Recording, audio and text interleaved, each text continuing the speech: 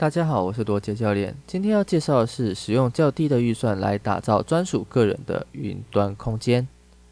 由于 Google 在2020年11月宣布在今年6月起取消相簿无限空间，又在今年年初接连着宣布教育版的云端空间于明年，也就是2022年7月停止无限空间的服务。再加上近期疫情关系，让不少人只能在家办公。以上种种原因让人们对于储存空间的需求大大增加。ASUS 华云，也就是华硕的子公司，看准时机，在2021年5月，也就是今年5月发表入门级 NAS AS11 系列。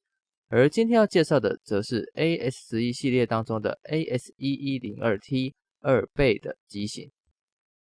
个人的云端空间有哪些优点呢？第一点，若使用的设备在同一个区域网络环境时，存取资料的速度会比使用公有云的速度还要快，而且不受外网速度的限制。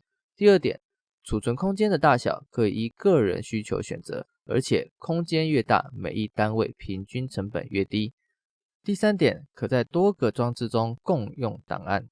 第四点，不需要缴月费。第五点，远端存取个人的资料。第六点，空间可与家人或亲朋好友共用，还可个别设置每个使用者读取资料的权限。AS1102T 除了上述的优点以外，还有以下几个特点。第一个，支援新世代的 2.5G 高速网络传输。第二点，拥有手机专属 App， 除了有个人网络相簿功能以外，还可以设定自动上传备份手机中的相片及影片。第三点呢，它拥有 4K 影片解码功能，让高画质影片能够直接串流播放，无需另外下载。针对这一点呢，它其实就跟 YouTube 播放影片的功能很像，你不用下载 YouTube 的影片也可以直接观看的意思。其实它还有许多特点，那在这边呢我就不一一列举了，有兴趣的朋友可以至华云官网观看。接着呢，就让我们来安装设备及基本的操作吧。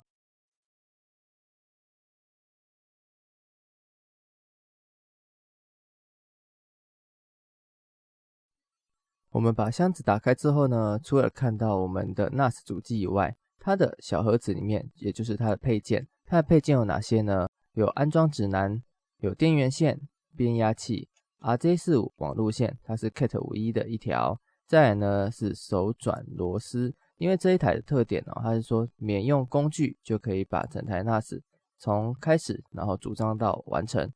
好，所以它有附3.5寸硬碟专用的手转螺丝8颗。AS1102T 它的外观设计其实还算蛮简洁的，这是它的背面，由上而下的功能呢，分别是开关按钮、散热风扇出风口、USB 3.2 Gen 1插孔，还有呢就是 2.5G 高速网路插孔，还有它下面还有一个电源的插孔，在旁边一点点呢，它还有一个是防盗锁孔。前面板主要还是维持经典菱格纹金黑外观，把保护膜撕下来之后会看得更清楚。在正面的左边呢，有状态显示灯及 USB 3.2 Gen 1插孔。硬碟的部分呢，我这边准备了2颗 4TB 3.5寸 NAS 碟，分别为 WD 的 Red Plus 以及 Toshiba 的 N300。顺带一提，这次的硬碟及 NAS 主机都是3年的保固哦。这里会准备2颗硬碟的原因呢，是为了组合成磁碟阵列 RAID 1，也就是说所谓的镜像备份，让资料存放更安全。万一在其中一颗硬碟发生故障，也不会影响到资料的读取。但缺点是使用者能使用的空间只有单颗的硬碟容量。当然我这边是指说跟我一样用2颗相同容量的硬碟才是如此哦。否则如果使用2颗不同容量的硬碟设定 RAID 1的时候，可用的空间仅会为2颗硬碟容量中取最小的那一颗的值。当然看到这边有些朋友心中应该会有一些疑问难道只买1颗硬碟就不能用 NAS 吗？没有啦我们只用1颗硬碟也是可以的，这个对 NAS 本身的运作不会有任何影响。那唯一比较需要担心的是，万一硬碟出了状况，资料可能就不保了。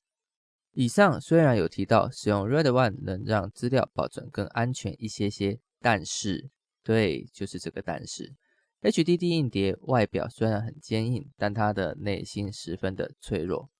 硬体有价，资料无价。在这边顺便宣导一下，对于重要的资料，最好是以3、2、1备份的原则来备份。3指的是将资料复制成3份，而2呢，分开存放在2种或以上不同的储存媒体。例如呢 NAS 一份，那外接的硬碟能备份一份。1呢，指的是至少要有一份资料是保存在异地的。例如最简单的异地备份就是使用 Google 的云端硬碟，而我自己的做法呢是将资料存放一份在 NAS， 并且呢使用 RedOne， 2份呢在外接硬碟做一个冷备份，一份呢就存放在 Google 的云端硬碟。刚刚在拆外壳的时候，虽然那个是手转螺丝没有错啦，不过它出厂的时候可能锁得太紧了因为我刚好手边又有螺丝起子，我就直接用螺丝起子把它打开了。不然呢，其实它用一下那个布啊还是什么的包着手转螺丝，然后用手拧一下，应该是拧得下来的。那这里呢，它是 NAS 的硬碟槽，你可以看到它是2倍的，所以它是刚好可以放2颗的。然后呢，我们就按照方向把硬碟给装上去吧。硬碟的左侧与右侧呢各有2个需要上螺丝的锁孔，所以呢一颗硬碟总共要上4颗螺丝。我这边装2颗，所以需要总共8颗螺丝。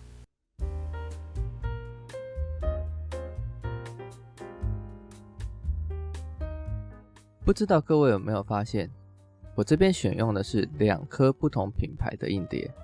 为什么要这么做呢？因为如果我选择同一批号、同一品牌的硬碟，很有可能它们的寿命是差不多的。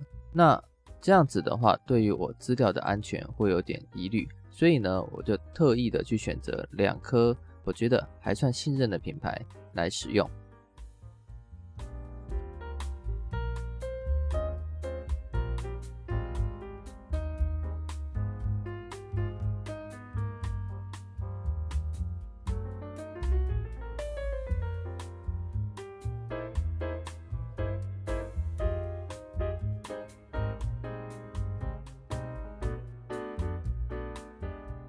基本上呢，只要插入电源线及网路线，按下电源开关就可以成功开机。前面我们介绍的华云 AS1102T NAS 基本的硬体安装及资料备份321原则，之后还会再拍一支影片分享关于 NAS 系统的入门设定，敬请期待。也非常欢迎您订阅飞妈的频道，而且呢，开启小铃铛才能收到最新的影片讯息。谢谢大家，谢谢您收看飞妈的影片，也非常欢迎您订阅、按赞、分享、开启小铃铛。我们下部影片见。